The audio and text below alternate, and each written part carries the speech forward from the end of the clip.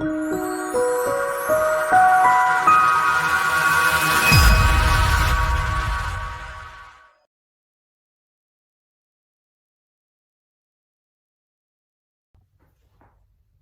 María Purísima, sin pecado concebida.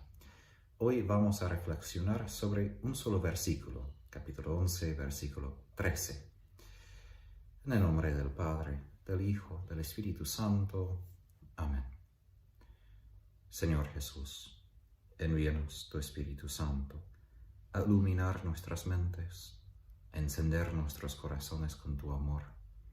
Permítenos recibir y meditar tu palabra según el ejemplo de la Inmaculada Virgen María. Todo eso pedimos en tu nombre, Jesucristo nuestro Señor. Amén. En nombre del Padre, y del Hijo, del Espíritu Santo. Amén. El versículo se lee así. En aquella hora se produjo un violento terremoto, y la 10ª parte de la ciudad se derrumbó, y con el terremoto perecieron 7,000 personas. Los supervivientes, presa de espanto, dieron gloria al Dios del cielo. Ahora, justo en esa misma hora de lo que pasó antes ese versículo, hay un terremoto grande. En las Escrituras, en la Biblia, un terremoto es una manifestación de la presencia de Dios. Muchas veces los eventos de la naturaleza significan algo de lo que Dios siente, piensa o hace. Aquí indica que Dios viene en juicio. Pero aun si este juicio es grande, todavía no es completo, todavía es parcial. Es un juicio que afecta parte de la humanidad. Es decir, una 10ª parte de la ciudad que cae en ruinas y 7,000 personas que mueren. Es decir, es un gran número, es sustancial, digamos, pero es todavía una fracción de la población total. Ahora, la ciudad aquí refiere a todos los habitantes del mundo que se han opuesto al mensaje de la Iglesia, a la profecía, el testimonio de la Iglesia, de su evangelización de la palabra de Jesús. Ahora, hay un resultado que es un poco sorprendente, que el resto de los habitantes fueron aterrados, pero al fin dieron gloria a Dios. Hasta este punto, todos los juicios y castigos en el libro de Apocalipsis suscitan una respuesta de más quejas y de blasfemias, no una respuesta de conversión. Entonces surge la pregunta, ¿es posible tal conversión después de tal evento cuando en la mayoría de ese libro parece que no se convierten aun a pesar de las plagas? Ahora, en el Antiguo Testamento hay momentos cuando los paganos dan gloria a Dios como contra su voluntad, es decir, a pesar de su voluntad, que son en algún sentido forzados a reconocer la verdad de lo que Dios ha hecho y ha dicho, pero todavía no toman esa verdad como suya, no quieren vivir todavía según esta verdad. Y esto indica que puede ser interpretado que sí, reconocen la verdad como los demonios, como Santiago dice, pero todavía no aman a Dios. Pero también sabemos que dar gloria a Dios en el Antiguo Testamento fue utilizado cuando los profetas llamaron a los paganos a la conversión y aún a los propios judíos a la conversión. Y en el libro de Apocalipsis, temer y glorificar a Dios es la respuesta ideal a esta llamada de la conversión, a las plagas.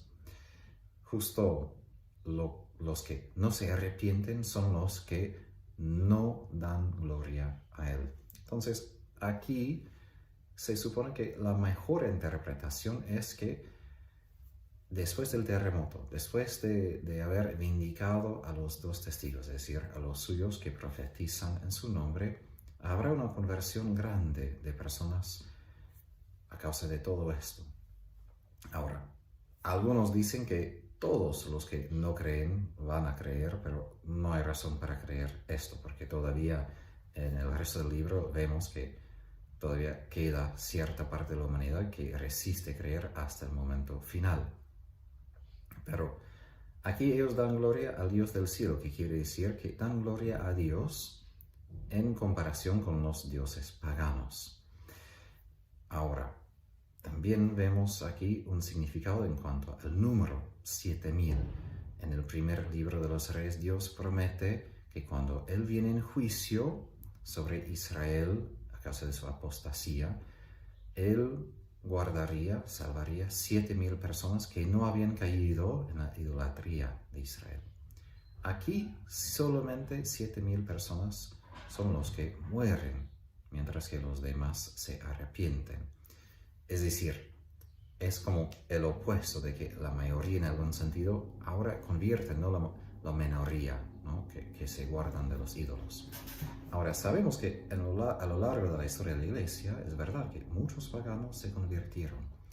Que si miramos lo que pasó al fin del Imperio Romano con Constantino y después los siglos que siguieron, la Iglesia pudo convertir a muchas naciones, muchos paganos, muchísimos. Pero también sabemos que no todos y todavía hay resistencia. Y hoy en día vemos un problema raro que es después de que los países paganos creían, ahora han perdido la fe de vuelta. Y podemos pedir que Dios intervenga en su juicio justo para manifestar su poder y otra vez convertir a esas naciones. A veces se habla de iluminación de las conciencias, de otras plagas. No sabemos exactamente cuándo o cómo, pero sí sabemos de que Dios va a intervenir otra vez para que muchos creen. No todos, pero para avisar a la mayoría del mundo para que sí crean en el Evangelio de Jesús. Ahora, ¿cuándo? Ya he dicho, ¿no? Pero ¿cuándo van a creer esas naciones y cuándo van a dar gloria a Dios? Como he dicho, ya han pasado, pero todavía sabemos que va a tener que llegar a su culmen, al fin de la historia, ¿no? Porque el Evangelio apenas hoy ha llegado como a todos los países, a todas las naciones. Y hoy en día esperamos todavía una conversión masiva de personas que no creen. Ojalá que pase para que no la mayoría pierda su oportunidad de salvación. Ahora, en resumen de lo que ha venido antes hasta este punto, hay ciertas características de la evangelización que podemos aprender a través de este capítulo 11. Primero, la iglesia aquí se figura como en dos posiciones. Primero, una posición de oración en la liturgia. Es decir, la iglesia primero es iglesia a través de su liturgia, a través de la Eucaristía, donde escuchamos la palabra y recibimos el cuerpo de Cristo. Y después somos enviados, o sea, el significado de la palabra misa en latín, ser enviado, somos enviados a compartir lo que hemos escuchado y recibido. Somos profetas. Debemos dar testimonio frente del mundo para incluir los paganos en este cuerpo místico de Cristo, que es su iglesia.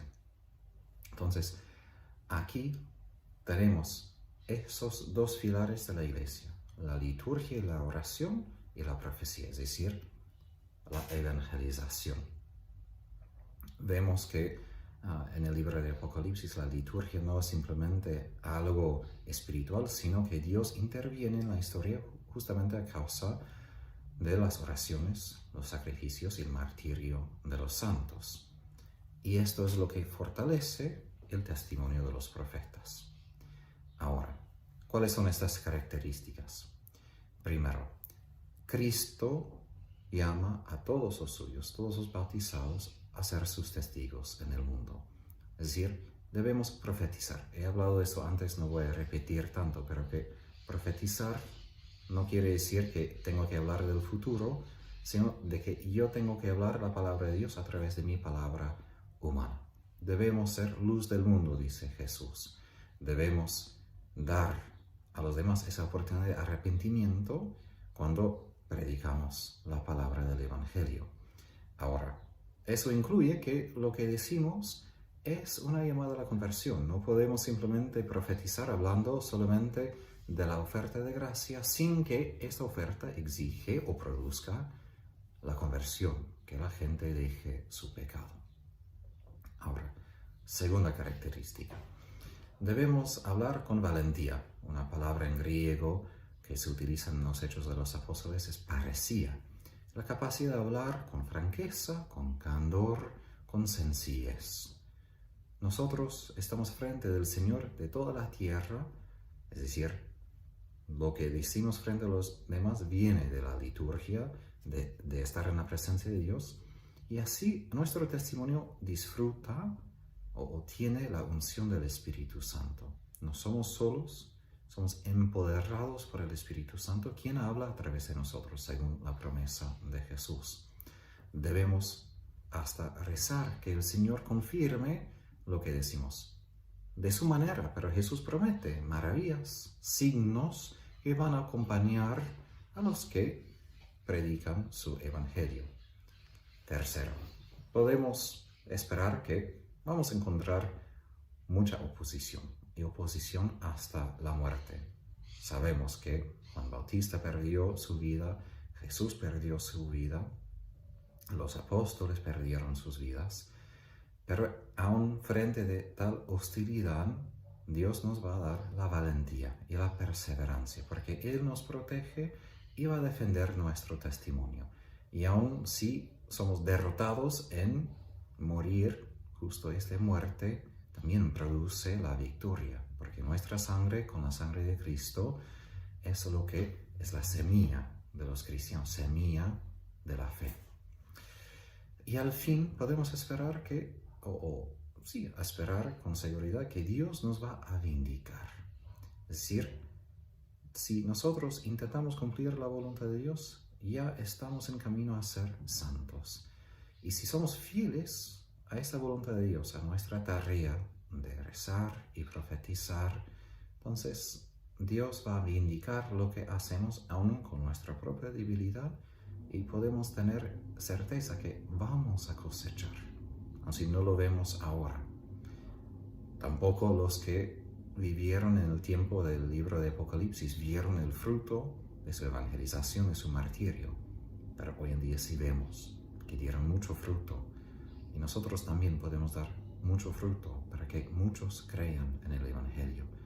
Y por esto, como Pablo dice a Timoteo, debemos ser generosos en llevar nuestra parte en la evangelización, en llevar la cruz, para que los demás escuchen la palabra de Jesús y se salven a través de ella. Que la Virgen María interceda por nosotros, para que no solo guardemos esa palabra, sino compartamos esa palabra con los que más necesitan escucharla. Por la intercesión de la Virgen Santísima, que Dios les bendiga y guarde, en nombre del Padre, y del Hijo, y del Espíritu Santo.